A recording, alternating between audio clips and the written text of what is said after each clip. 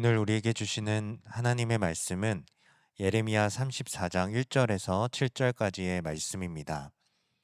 바벨론의 느부갓네살 왕과 그의 모든 군대와 그의 통치하에 있는 땅의 모든 나라와 모든 백성이 예루살렘과 그 모든 성읍을 칠 때에 말씀이 여호와께로부터 예레미야에게 임하여 이르시되 이스라엘의 하나님 여호와께서 이와 같이 말씀하시니라. 너는 가서 유다의 시드기야 왕에게 아뢰어 이르기를 여호와의 말씀에 보라. 내가 이 성을 바벨론 왕의 손에 넘기리니 그가 이 성을 불살릴 것이라. 내가 그의 손에서 벗어나지 못하고 반드시 사로잡혀 그의 손에 넘겨져서 내 눈은 바벨론 왕의 눈을 볼 것이며 그의 입은 내 입을 마주대하여 말할 것이요 너는 바벨론으로 가리라. 그러나 유다의 시드기야 왕이여 여호와의 말씀을 들으라. 여호와께서 내게 대하여 이와 같이 말씀하시니라. 내가 칼에 죽지 아니하고 평안히 죽을 것이며 사람이 너보다 먼저 있은 내 조상들 곧 선왕들에게 분향하던 것 같이 내게 분향하며 너를 위하여 애통하기를 슬프다 주여 하리니 이는 내가 말하였음이라. 여호와의 말씀이니라 하시니라. 선지자 예레미야가 이 모든 말씀을 예루살렘에서 유다의 시드기야 왕에게 아뢰니라. 그때의 바벨론의 왕의 군대가 예루살렘과 유다의 남은 모든 성읍들을 쳤으니 곧 라기스와 아세가라. 유다의 견고한 성읍 중에 이것들만 남았음이더라. 아멘. 하나님 아버지, 오늘 여호와의 말씀을 들으라고 하십니다. 여호와의 말씀을 잘 들으려면 어떻게 해야 하는지 오늘 말씀으로 가르쳐 주시옵소서. 듣겠습니다. 말씀하여 주시옵소서. 예수님의 이름으로 기도드립니다. 아멘. 오늘 우리는 예레미야 34장 1절에서 7절을 통해 하나님의 말씀에 귀 기울이는 삶의 중요성을 함께 묵상하고자 합니다. 이 본문은 예루살렘과 유다 백성이 바벨론의 침공이라는 위기 속에 있을 때 하나님께서 예레미야를 통해 시드기야 왕에게 주신 메시지를 담고 있습니다. 이 말씀은 단순한 경고가 아니라 하나님의 주권과 은혜, 그리고 회개의 기회를 보여줍니다. 오늘 우리는 이 말씀을 통해 하나님의 뜻에 순종하며 살아가는 삶이 얼마나 중요한지 깨닫고 그분의 음성에 귀 기울이는 시간을 갖도록 하겠습니다. 여호와의 말씀을 들으려면 첫 번째, 하나님의 주권을 인정해야 합니다.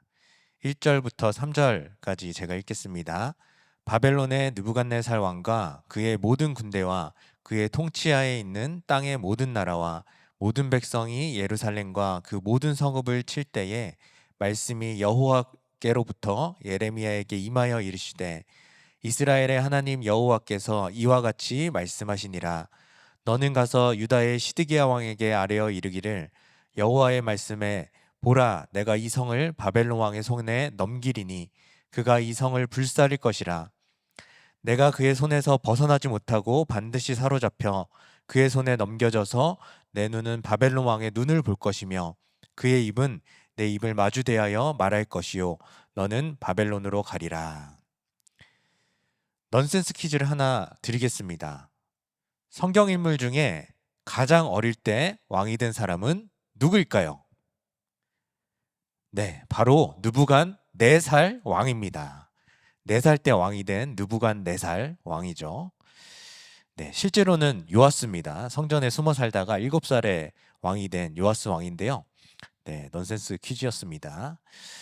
네, 오늘 본문은 바벨론 왕 느부갓네살이 예루살렘과 유다의 성읍들을 포위하며 공격하는 장면인데요.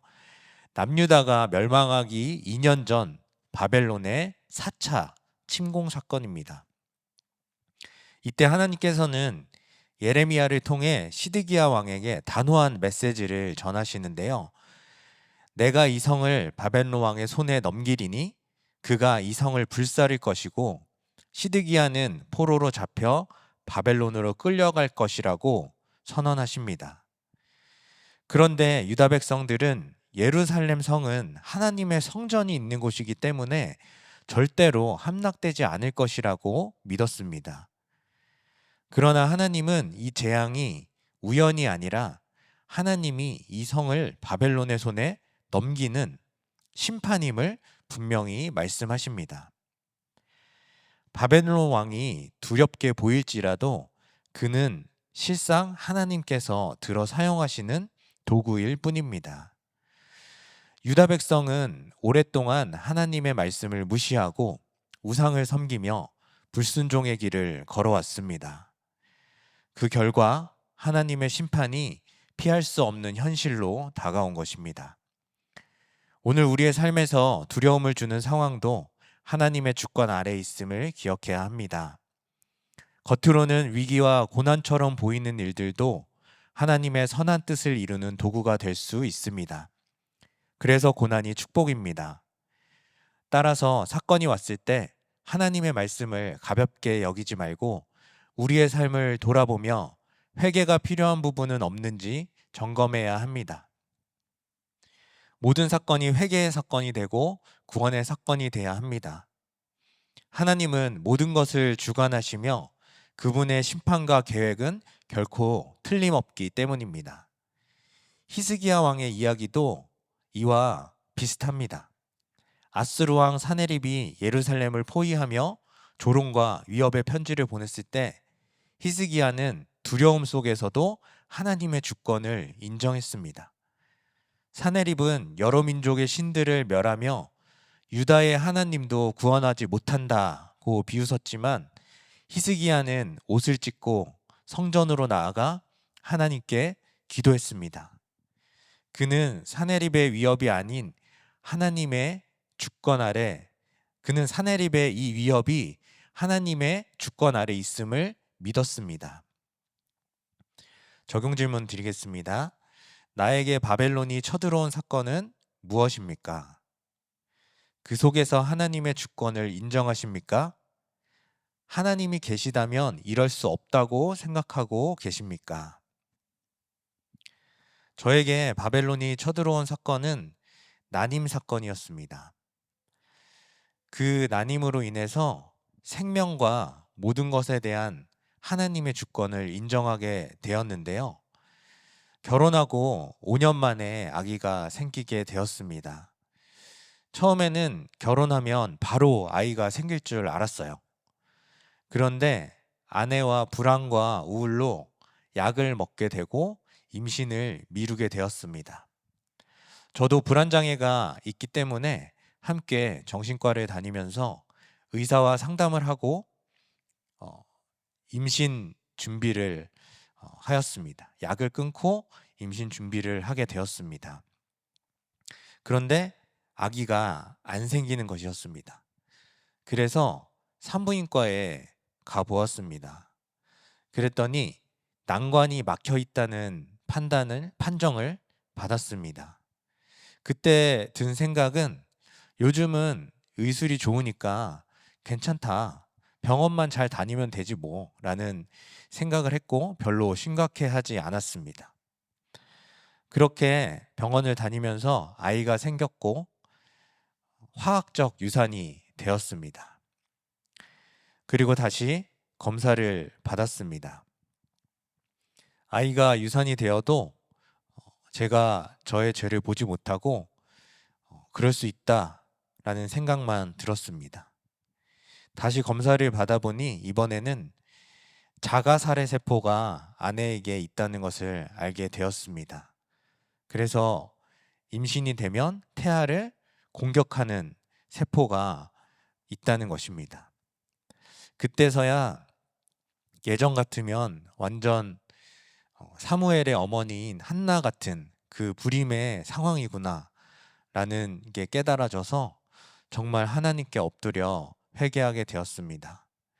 생명이라는 것이 그냥 당연히 생기는 거라 생각했는데 그게 아니라, 그리고 내 뜻대로 내 타이밍에 맞춰서 계획을 할 수 있을 줄 알았는데 그게 아니라 생명을 비롯한 모든 것이 하나님의 주권 아래 있는 것이라는 것이 인정이 되었습니다. 그 이후 5년 만에 아이가 생기고 지금 17개월이 되어서 잘 자라고 있습니다. 그래서 그 아이를 볼 때마다 정말 내가 나의 아이가 아니고 하나님이 주신 하나님의 소유라는 것이 생각이 듭니다. 여호와의 말씀을 들으려면 두 번째, 마지막 순간에라도 회개해야 합니다. 4절 5절입니다. 그러나 유다의 시드기야 왕이여 여호와의 말씀을 들으라. 여호와께서 내게 대하여 이와 같이 말씀하시니라. 내가 칼에 죽지 아니하고 평안히 죽을 것이며 사람이 너보다 먼저 있은 내 조상들 곧 선왕들에게 분향하던 것 같이 내게 분향하며 너를 위하여 애통하기를 슬프다 주여 하리니 이는 내가 말하였음이라. 여호와의 말씀이니라 하시니라. 아멘. 시드기야는 칼에 죽지 않고 평안히 죽을 것이며 그의 장례는 조상들의 예를 따라 존귀하게 치러질 것이라고 하십니다. 하나님은 시드기야에게 마지막의 마지막까지 최후의 순간까지도 회개의 기회를 주십니다. 시드기야가 마지막 순간에라도 회개하면 구원해 주시겠다는 약속인 것입니다. 다시 말해서 시드기야가 2절, 3절에 하나님의 경고를 듣고 회개하여 하나님 말씀에 순종하기만 하면 그에게 자비를 베풀어 생명을 보존하고 평안하게 생을 마치게 하실 것이라는 뜻입니다. 하지만 안타깝게도 시드기야는 마지막까지 회개하지 않았고 결국 바벨론으로 끌려가 감옥에서 죽게 됩니다. 반면 히스기야는 사네립의 조롱과 위협 앞에서 살아계신 하나님께 기도했습니다. 그는 사네립의 편지를 성전에서 펴놓고 그룹들 위에 계신 여호와 천하만국의 홀로 하나님이시여 라며 간구했습니다. 그는 이사야를 통해 받은 말씀을 붙잡고 수치와 두려움 속에서도 하나님 앞에 모든 것을 드러냈습니다. 그 결과 하나님은 히스기야의 기도를 들으시고 예루살렘을 구원하셨습니다. 이것이 바로 하나님께서 회개하는 죄인들에게 베푸시는 구원의 은혜입니다. 하나님은 회개하는 사람을 버리지 않으십니다. 마지막 순간까지 회개를 기다리시고 기회를 주시는 분이십니다. 하나님은 우리의 연약함을 아시고 우리가 회개하고 돌아올 때 용서하시고 은혜를 베푸시는 분이십니다. 우리의 삶에서 실수하고 넘어질 때가 있더라도 하나님의 은혜는 여전히 우리를 기다리고 있는 것이죠. 오늘도 변함없는 사랑으로 우리를 이끄시는 하나님을 따라 그 은혜를 붙잡고 회개하며 주님께로 돌아가시는 하루 되기를 간절히 축원합니다. 적용 질문 드리겠습니다. 회개를 통해 하나님이 건져주신 사건은 무엇입니까? 지금 내가 붙잡아야 하는 회개의 기회는 무엇입니까? 요즘 저는 둘째를 가질락 말락 하는 상황입니다. 왜냐하면 아내의 생각이 하루에도 12번씩 계속 바뀌기 때문이죠. 하루는 아이를 어린이집 보내고 어디를 가고 있었는데 지금도 이렇게 힘든데 둘째를 어떻게 낳아서 키우냐 계속 이 얘기를 하는 거예요. 그 말을 들으니까 이제 계속 그 말을 들으니까 혈기가 올라왔습니다. 근데 왠지 저를 탓하고 있는 듯한 느낌이 드는 거예요. 저는 사역도 하고 육아도 하고 집안일도 하면서 나름 잘하고 있는 것 같은데 맨날 힘들다는 소리만 하는 아내가 너무 아내에게 너무 혈기가 났습니다. 그래서 참지 못하고 뭐가 그렇게 힘들길래 맨날 힘들다는 소리만 하냐 혈기를 내고 이제 가던 길에서 차를 돌렸습니다. 그래서 집으로 돌아와서 주차장에서 내려서 이제 집으로 올라갔는데 아내가 안 따라오는 거예요. 그래서 씩씩대고 있다가 말씀을 들어야겠다 싶어서 유튜브를 켰습니다. 그때 딱 담임 목사님의 OST가 올라온 거였어요. 제목을 봤더니 건강하게 화내기. 네. 그래서 들어봤더니 화에도 건설적인 화가 있고 병적이고 파괴적인 화가 있다고 하시는 거예요. 그런데 제가 혈기를 낸 것을 생각해 보니까 파괴적인 화를 냈더라고요. 병적이고 파괴적인 화. 그리고 이제 OST에서 결정적으로 건강하게 화내는 법을 알려드릴게요. 이렇게 말씀하셨거든요. 그러면서 일단 상대방에게 내가 왜 화가 났는지 문제를 인식시키고 감정과 필요를 전달했다면 이젠 화를 풀어야 된다고 하시는 거예요. 안 그러면 내가 화를 내기로 선택한 거라고 하셨습니다. 그래서 그 전까지는 내가 혈기를 냈다면 나름대로 이제 정당한 혈기를 냈다면 상대방이 사과를 해야 화를 푸는 거라고 생각했는데, 그게 아니구나. 여태까지 건강한 화를 낸 적이 없구나라는 생각이 들었습니다. 그래서 바로 아내에게 카톡을 보냈습니다. 둘째 이야기 할 때마다 힘들다고 못났겠다고 하는 그 말이 나를 탓하는 것 같아서 듣기가 힘들었다. 네, 담임 목사님께서 말씀하신 대로 문제를 인식시키고 그리고 화내서 미안하다라고 카톡을 보냈습니다. 그리고 화를 풀었습니다. 네, 그래서 화해를 하게 되었습니다. 때마침 올라온 담임 목사님의 OST 때문에 제가 회개의 기회를 잡을 수 있었던 것이죠. 이렇게 말씀의 공동체에 붙어가기만 하면 저는 못해도 이렇게 적용을 할 수 있는 기회가 생깁니다. 저의 회개 때문에 OST를 찍어주신 담임 목사님 감사합니다. 세 번째로 여호와의 말씀을 들으려면 사람보다 하나님을 더 두려워해야 합니다. 6절 7절입니다. 선지자 예레미야가 이 모든 말씀을 예루살렘에서 유다의 시드기야 왕에게 아뢰니라. 그때의 바벨론의 왕의 군대가 예루살렘과 유다의 남은 모든 성읍들을 쳤으니 곧 라기스와 아세가라 유다의 견고한 성읍 중에 이것들만 남았음이더라. 예레미야는 여호와의 모든 말씀을 시드기야 왕에게 충실히 전했습니다. 이 모든 말씀이라고 하는데요, 하나도 빠짐없이 전한 것이죠. 어떤 거는 너무 센 말씀 아닌가? 어떤 거는 너무 약한 말씀 아닌가? 하면서 주관적으로 전할 수도 있는데 그러지 않고 정말 모든 말씀을 빠짐없이 전했습니다. 당시 예루살렘은 바벨론 군대에 포위된 절망적인 상황이었고 바벨론 왕의 군대가 유다의 견고한 성읍들을 하나씩 점령하며 다가오고 있었습니다. 7절에 보면 라기스와 아세가만 남았다고 하는데 사실 이 두 성읍도 함락 직전이었습니다. 이런 상황에서 예레미야는 하나님의 말씀을 하나도 빠짐없이 전하는 것이 쉬웠을까요? 네, 아니었겠죠. 잘못 전했으면 정말 바로 죽임을 당하는 상황이었을 수도 있습니다. 예레미야가 사람을 두려워하지 않았던 것은 아닙니다.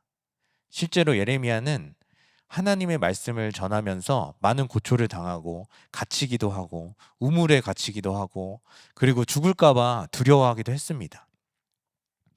예레미야는 사람을 두려워하지 않은 것이 아니라 사람보다 하나님을 더 두려워했던 것이죠.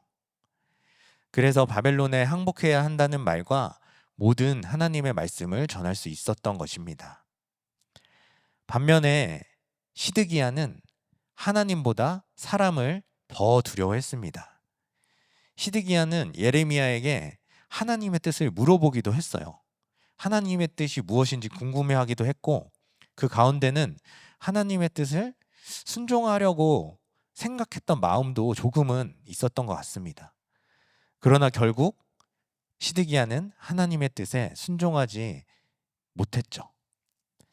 그 이유는 사람들의 눈치를 더 보았기 때문입니다. 당시 유다의 고관들은 대부분 친애국적인 성향을 가지고 있었습니다.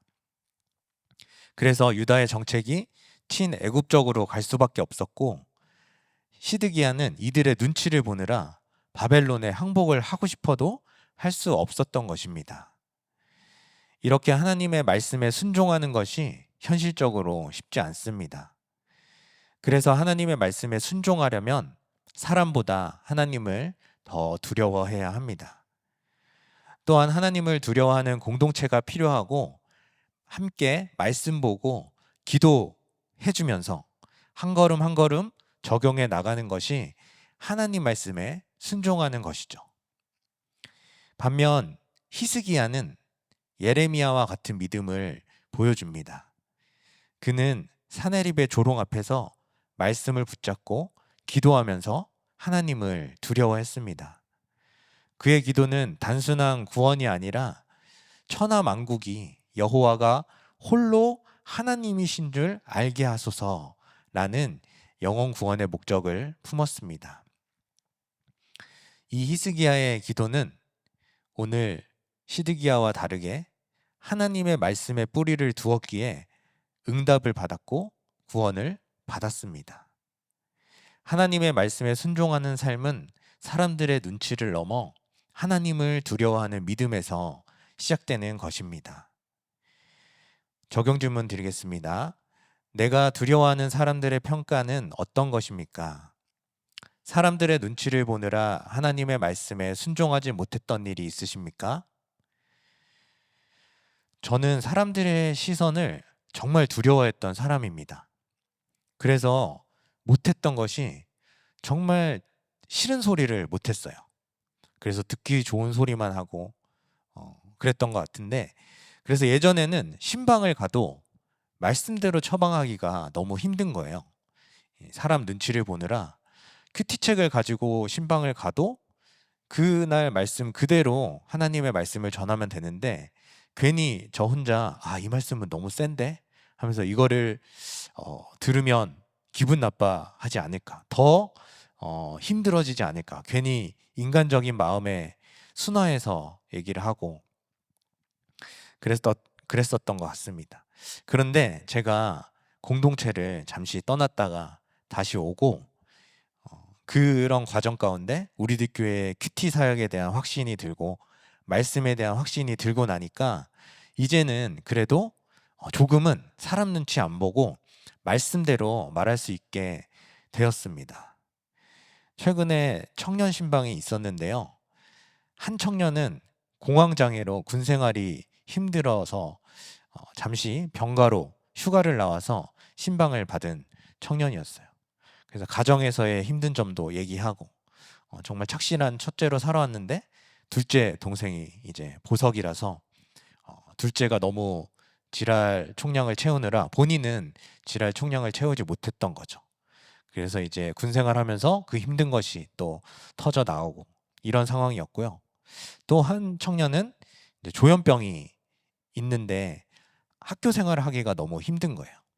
학교에서 왕따도 당하고 관계하기가 힘들고, 그리고 정말 마지막 학기만 남았는데 이 학기를 또 어떻게 다녀야 될까, 또 이런저런 걱정들이 있고, 이런 청년들을 만나면, 이런 힘든 상황들을 만나면 예전에는 이제 하나님이 도와주실 거야, 회복에 대한 이야기를 해주고 또 잘 될 거라는 얘기를 해주고 싶었습니다.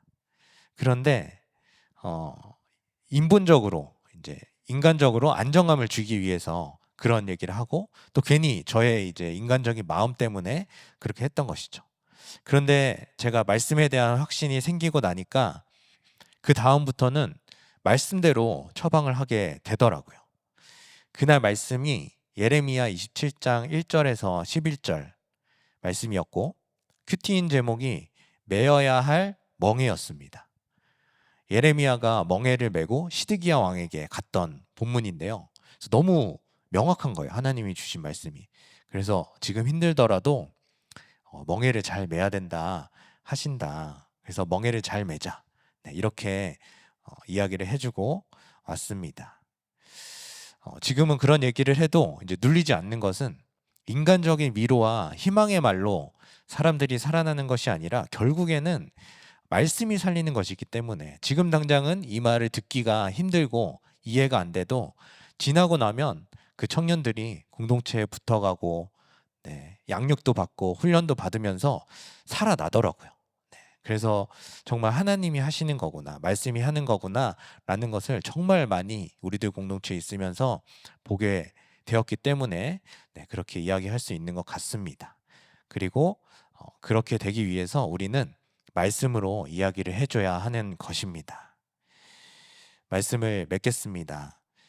예레미야 34장 1절에서 7절은 우리에게 하나님의 말씀을 듣고 순종하는 삶의 중요성을 가르칩니다. 하나님의 심판은 피할 수 없으며 그분의 주권 아래에 있습니다. 그러나 그 심판 속에서도 하나님의 은혜는 여전히 우리를 기다리며 회개와 구원의 길로 인도하십니다. 예레미야는 사람보다 하나님을 더 두려워하며 하나님의 말씀을 담대히 전했지만 시드기야는 하나님보다 사람을 더 두려워하며 불순종으로 화를 자초했습니다. 오늘 우리는 어떤 선택을 해야 될 것입니까? 세상의 위협과 두려움에 굴복할 것인지 아니면 하나님의 말씀을 붙잡고 순종의 길을 걸어갈 것인지 선택해야 합니다. 예레미야처럼 그 말씀을 담대히 전하고 그 말씀대로 살아가는 우리가 되었으면 좋겠습니다. 지금 이 순간 여호와의 말씀에 귀 기울이며 그분의 뜻에 순종하는 삶을 살아가기를 간절히 축복합니다. 기도하겠습니다. 사랑의 하나님 아버지, 오늘 우리에게 주신 말씀을 통해서 여호와의 음성을 들으며 하나님께 기도를 드립니다. 주님의 말씀에 귀 기울이고 순종하는 삶을 살도록 우리를 인도하여 주시옵소서. 하나님, 저는 사람들의 눈치만 보며 하나님의 주신 말씀을 그대로 전하지 못했던 사역자였습니다. 인간적인 위로로 오히려 하나님의 말씀을 못 듣게 했던 죄인입니다. 저의 연약함과 죄악을 회개하오니 주님의 은혜로 용서하여 주시고 회개의 기회를 붙잡아 적용할 수 있게 하여 주시옵소서. 주님이 주시는 말씀을 애통한 마음으로 담대히 전하는 저와 우리 성도님들이 되게 하여 주시옵소서. 주님, 우리의 가정을 주님의 말씀 위에 세워 주시옵소서.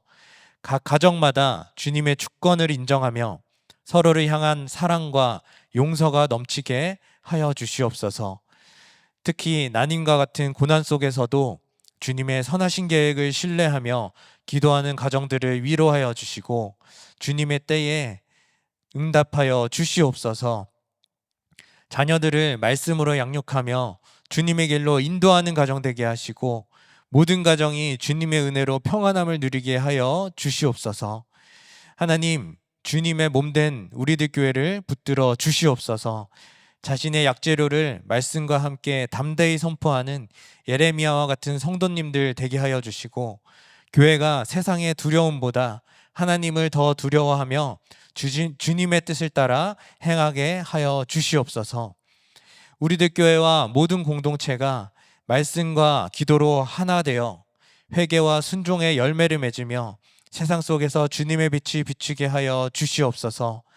내일부터 시작되는 띵크 목회 세미나를 통해서 많은 목회자들과 교회가 살아나고 여호와의 말씀에 순종하고 말씀의 가치관을 전하게 하여 주시옵소서. 특별히 목세 기간 동안 말씀 전하시는 담임 목사님의 건강을 지켜주시고 예레미야처럼 회개의 말씀을 선포하실 때에 분수령적인 회개의 은혜가 임하게 하여 주시옵소서. 주님, 우리 나라에 주시는 주님의 말씀을 국민들이 잘 듣게 하여 주시옵소서. 이번 대선을 통하여 사람보다 하나님을 더 두려워하는 지도자를 세워주시고 주님의 주권을 인정하며 내 죄를 회개하며 사람 살리는 대통령이 세워지게 하여 주시옵소서. 그래서 차별금지법을 비롯한 악법을 막아주시고 생명 살리는 법들이 제정되게 하여 주시옵소서. 이 모든 기도 살아계신 우리 주 예수 그리스도의 이름으로 기도드립니다. 아멘. 이 시간 각자 가지고 나오신 기도 제목을 가지고 계속 기도하겠습니다.